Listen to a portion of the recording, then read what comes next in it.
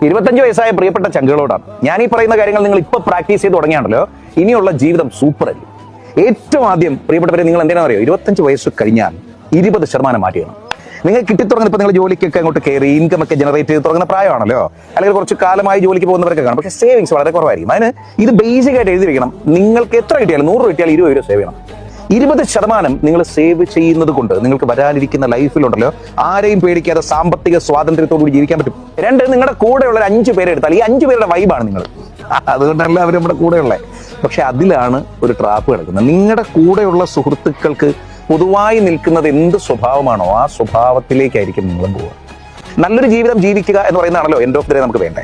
അപ്പൊ നമുക്ക് എന്ത് ചെയ്യാൻ പറ്റണം? നമുക്ക് നമ്മുടെ സുഹൃത്തുക്കൾ ഏറ്റവും നല്ലതായിരിക്കണം. നമ്മളെ ചുറ്റി നിൽക്കുന്ന 5 സുഹൃത്തുക്കൾ എടുത്താൽ അവർ ഏറ്റവും നല്ല സൗഹൃദങ്ങളായി തീരണം. 3 ജിമ്മിലൊക്കെ ഒന്ന് പോകുന്നത് നല്ലതാ, അതിൽ ഒരു തെറ്റുമില്ല. പോയിട്ട് ഈ പറഞ്ഞ പോലെ ആവശ്യമില്ലാത്ത സപ്ലിമെന്റ്സ് ഒന്നും ഈ ഡയറ്റീഷ്യൻസിന്റെയോ ഡോക്ടേഴ്സിന്റെയോ നിർദ്ദേശം ഇല്ലാതെ കഴിക്കാതെ നോക്കിയാൽ ജിമ്മിലൊക്കെ പോകണം. ആരോഗ്യം വളരെ പ്രധാനമാണ്. ഒരു പ്രായം കഴിഞ്ഞാൽ പിന്നെ നമ്മൾ പറയുന്നത് പോലെ നമ്മുടെ ബോഡി നിൽക്കത്തില്ല.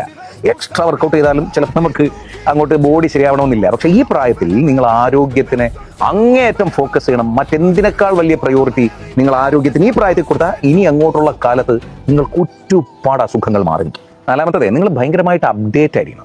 ഈ സോഷ്യൽ മീഡിയ റീലുകൾ കണ്ട് അല്ലെങ്കിൽ അത്യാവശ്യം നമ്മുടെ ലോകത്ത് നടക്കുന്ന കാര്യങ്ങളൊക്കെ മനസ്സിലാക്കി ഇങ്ങനെ ചുമ്മാ വെറുതെ ഒഴുകുന്നതിന് പകരം അതിലൊക്കെ നിങ്ങളുടേതായ നിലപാട് എങ്ങനെ, നിങ്ങളായിരുന്നു ആ സ്ഥാനത്തെങ്കിൽ നിങ്ങൾ എന്ത് ചെയ്തേനെ, ഇത്തരം സാഹചര്യങ്ങളുടെ നിയമം എന്താണ്, നമ്മുടെ രാജ്യത്തിന്റെ ഒരു നിലവിലത്തെ അവസ്ഥ എന്താണ് പോലുള്ള ഒരു കറണ്ട് അഫയേഴ്സ് എന്നൊക്കെ പറയുന്ന നമ്മുടെ സാധനമുണ്ട്, സമകാലീന സംഭവങ്ങൾ.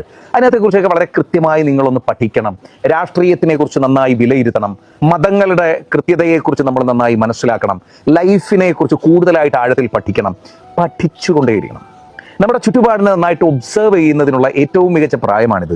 ഈ പ്രായത്തിൽ നിങ്ങളത് ചെയ്തില്ലെങ്കിൽ കുറച്ച് നാളുകൂടി കഴിയുമ്പോൾ ഉണ്ടല്ലോ, നമ്മുടെ സൊസൈറ്റിയിൽ വലിയ വലിയ കാര്യങ്ങളൊക്കെ സംഭവിക്കുമ്പോൾ നിങ്ങളുടെ ആ പ്രായത്തിനകത്ത് നിങ്ങൾക്ക് ഒന്നും ചെയ്യാൻ പറ്റാത്തൊരവസ്ഥ വരും. നിങ്ങളൊരു സർക്കിളിൽ പോയിരുന്നാൽ നിങ്ങളവിടെ മിഴിച്ചിരിക്കേണ്ടി വരും. നിങ്ങൾക്ക് ലോകത്തെക്കുറിച്ച് അറിവ് ഇല്ലാണ്ടായിപ്പോവും.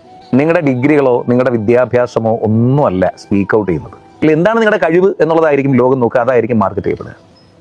അപ്പൊ എപ്പോഴും നമ്മുടെ കഴിവുകളെ തേച്ച് മിനുക്കിക്കൊണ്ടേയിരിക്കണം. ഈ പ്രായത്തിൽ അത് ചെയ്തു തുടങ്ങിയാൽ ഭാവിയിൽ നിങ്ങളുടെ ആ കഴിവ് വഴി നിങ്ങൾക്കൊരു എക്സ്ട്രാ ഇൻകം ഉണ്ടാവുകയും ചെയ്യും. ഈ പറയുന്ന 5 പോയിന്റുകൾ നിങ്ങൾ വളരെ നല്ല രീതിയിൽ തന്നെ പ്രാക്ടീസ് ചെയ്താൽ നിങ്ങളുടെ ലൈഫ് മനോഹരമാവുന്ന എനിക്ക് യാതൊരു സംശയം